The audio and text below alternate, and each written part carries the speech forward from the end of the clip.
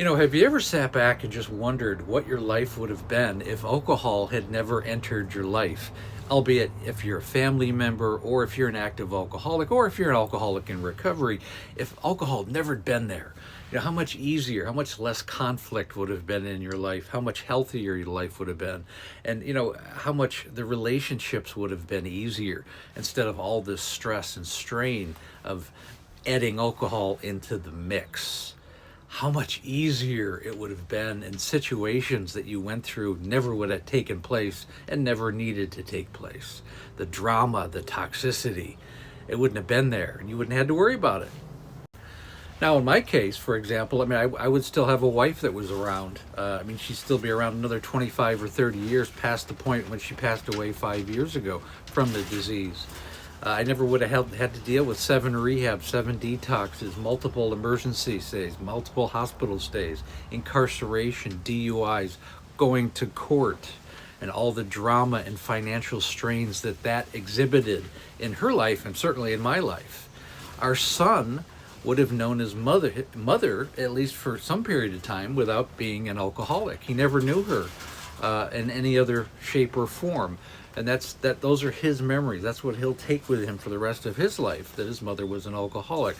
So imagine the world without alcohol if alcohol had never entered my wife's life, and ultimately my life as well, or our son's life. And think about your own life and how you're affecting the people in your life if you are caught in this trap.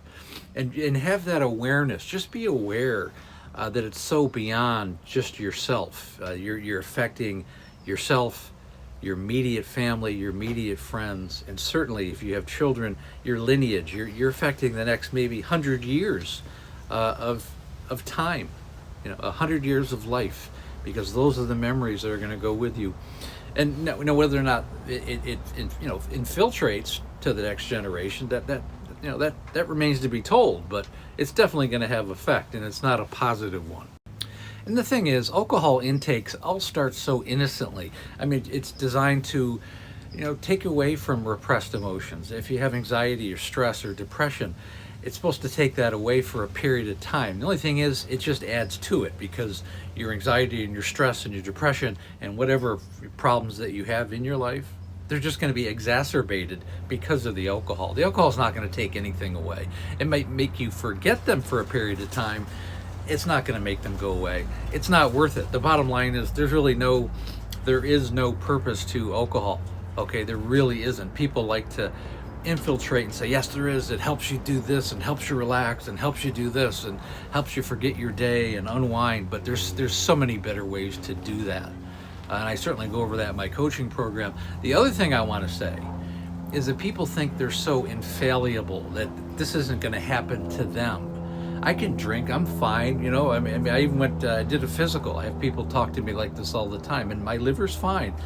Okay, the alcohol is stress on your pancreas, your heart, your kidneys, your brain, your skin. It's going to prematurely age you, and not to mention the relationships. If you're having alcohol in your life on a regular basis, it's going to put yourself and everybody else in your life in harm's way, and you have to be aware of that. We have to be less self-centered, less narcissistic in our thinking, and realize, we do influence so many people in our lives, and alcohol never adds anything positive to any of that. So again, just imagine if alcohol wasn't in your life. So instead of coming home from work and drinking a 6-pack, maybe you took the dog for a walk for 4 or 5 miles and did something positive that was physically good for you, or went to work out, or maybe you joined a yoga class. Or maybe you picked up a book and started reading about things that you're interested in, or learned a new language, or maybe reached out to people, maybe started a side hustle, so that maybe you could retire earlier or have extra income come in. Focus your energy on positive things that are going to enhance your life, rather than take everything away from your life, like your health, your relationships, and your life itself. Think about that. It's not just a 6-pack of beer. It's not just a couple glasses of wine. That can continue into deeper and deeper and deeper problems. Consistency. And if you've created any kind of consistency, you need to step back and really think about it. Think about how it's affecting you and the people in your life.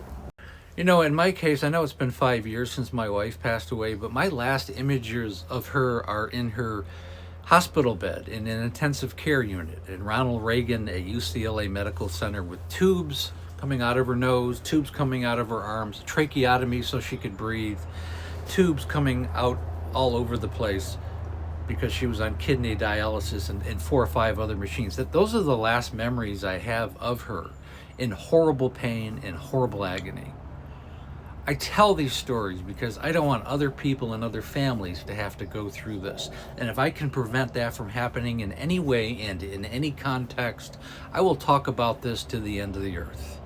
And I really hope this message makes sense to you and your family.